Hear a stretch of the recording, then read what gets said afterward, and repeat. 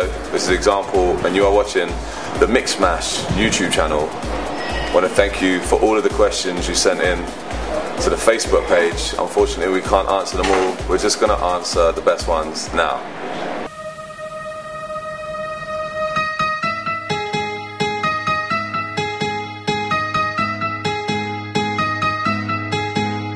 Wow, how did we meet? Yeah. I actually met you in Miami a few years ago. Oh, that's what you keep saying, right? But you don't remember? No, I was really fucked up then.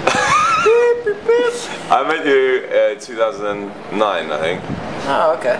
It was like, it was WMC, so it's like April, yeah? Yeah. But I was a nobody, so he was horrible to me. Well, I always used to get very drunk at WMC back in my bad old days. That's his excuses, but now he does it. now I get fucked up, and he's sober and just laughs at me. That's how we met. And yeah, I got sent the beat, the original instrumental, and I was just like, wow, I need this song in my life. And the rest is history.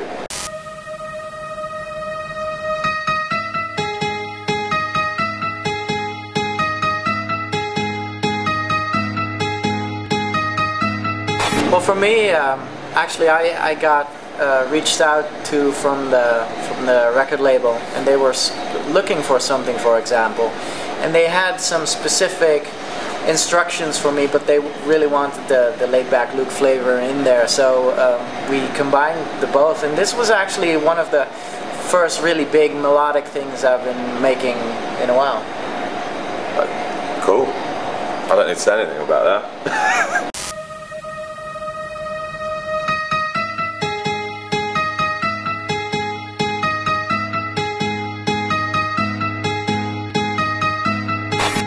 Yeah, all my songs are really personal. I only ever write from experience. And what I wanted to do with this song was make something that people just all over the world would understand, like lyrically, something quite simple, because I know Luke has a massive following all over the world. So I wanted to make the message quite simple and clear, because I knew that people, your fans in different countries, would be listening to it. They might not speak English. So it's quite... although the rap's quite wordy, the rest of it's quite simple compared to some of my other songs. But what I think about Example is, what I think is great about Example is that there's an actual meaning and an emotion in his music. I mean, this goes way beyond like popping bottles in the club and going on the floor and that kind of lovely stuff. And you know, his lyrics have an edge, and when I heard it, it really touched me straight away, and I knew it was going to touch other people around there as well. Yeah, most of my inspiration actually comes from listening to grunge and rock bands, and I think a lot of people in dance music only ever listen to other dance music, whereas I take all my inspiration from rock bands and rock lyrics. My friends say think of the bad things. My friends say think of the fights, and then it should be easier to walk away. Well, no, actually we didn't meet up. It was basically me making the instrumental. Example heard it and got inspired, and you know, he before I knew it, he sent back the track with the test lyrics on it. Yeah, I actually wrote it in about 2 hours, the whole thing. Incredible. Some of my best songs I've written really quickly. Yeah. And I got sent the beat, and I was actually in a studio session working on Change the Way You Kiss Me. Oh shit. My last single. I finished vocaling that, and then I thought, well, I've got a spare half hour, and I actually vocaled the whole of Natural Disaster in about half an hour. Incredible. And like all the final parts that you hear are what I did in half hour. I just sang it in one take, and then did the backing vocals in one take, and then the rap, and then just sent you the parts. Amazing. The best ones are made these way. Yeah, definitely. My friends say think of the bad things. My friends say think of the fights, and then it should be easier to walk away. Well, so as I said before, there were a couple of instructions the record company gave me, and one of them was like have it be real melodic and epic. And it seems nowadays people just love the really big, epic and melodic stuff. I mean, a lot of people know me from the bleepy woo, touch stuff, but I can make all kinds of music. So I was actually really happy with this insight, and seeing how the track does and how it touches on a lot of dance music minded people out there. Yeah, just like it rang a bell for me as well, that, you know, it would be good to have more melodies in there. And I think also if you listen to a lot of stuff in the charts like Guetta and Afrojack and all the stuff that all the Americans are singing on, it's very, very basic, and like there's not many layers to it. Whereas what you've done is just like layers and layers. It's like a wall of sound, and it just hits you and it's instantly emotional. It's really funny though, because this kind of stuff is really easy to make for me. Sometimes I have more trouble making the bleepy stuff than the chords. I mean, I've been studying piano for like 12 years now, so the melodies come really easy to me, and it just surprises me that, yeah, there's a real need for it at the moment. No more sleepless nights, and even though I don't need you, you're clearly the best thing that happened to me. Haha. So, yeah, there you go. Well, Example will look like himself. Which is kind of super in a way. Absolutely, I think so. And my theme for the summer has been kind of Asian for the Super You&me parties. I've been Ryu from Street Fighter. I've been Sub-Zero from Mortal Kombat. And tonight you'll see I'm going to be Kato of the Green Hornet. Nice. We should be happy ever after, happiness and laughter.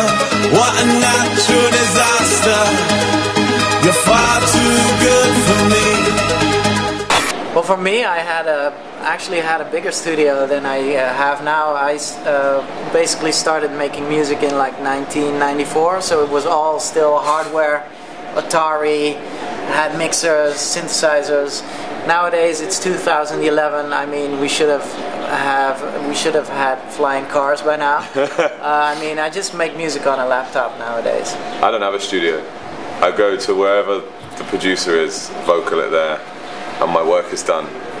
I don't understand anything. Said you're far too good for me. We should be happy ever after, happiness and laughter. What a natural disaster. Well, I was DJing last week, and Example got really hammered. And that was your most embarrassing thing ever? It was like sweaty and clinging on to me, and no, it was such fun. It was great to see him that way. He's usually very professional. Calvin Harris was on before you and ejected his CD during the set. Calvin Harris was hammered. Hammered. He was doing shots. I've never seen him do shots behind the decks, but he was actually like saying on the mic he fucked up, right? Yeah. I forgot all my lyrics once to a song and just went Said you're far too good for me. We should be happy ever after, happiness and laughter. What a natural disaster. Well, for me it was my first time playing Sensation White in Amsterdam Arena. My first time performing for such a big crowd. It was like 40,000 people all dressed in white, and I just remember playing a really big track everyone knew, and I put it on there, and the crowd went like this, actual like football stadium applause, like and the amount of goosebumps I got, I was just thinking of my parents, and it was like scoring a goal, you know. It was ridiculous, the feeling. I did Wembley Stadium, 80,000 people, and they weren't all there to see me, but I did like 5 songs, and for Change the Way You Kiss Me I got up, everybody on their feet, and the whole stadium was bouncing, like 80,000 people, and there was a guy there who was like, I've never seen that, ever. And I've worked here for years. Ridiculous. Said you're far too good for me. We should be happy ever after, happiness and laughter. What a natural disaster. My anthem for the summer so far has been Natural Disaster. Or Change the Way You Kiss Me. Yeah, I think for me as well, Change the Way You Kiss Me was really huge for me this summer. Actually, to me it's the Piano 2011, and it's Avicii Levels, and it's been doing really well for me. Need to tell myself I don't care. Do it again. Oh my god, what have I done? Need some space, need some air, need some... That's the truth. Need some air, need some space, need some air. I know the guy who sung that. Oh, cool. Ali Love, he's a good friend of mine. He's never done anything else ever. Oh, shit. One hit wonder. Yeah.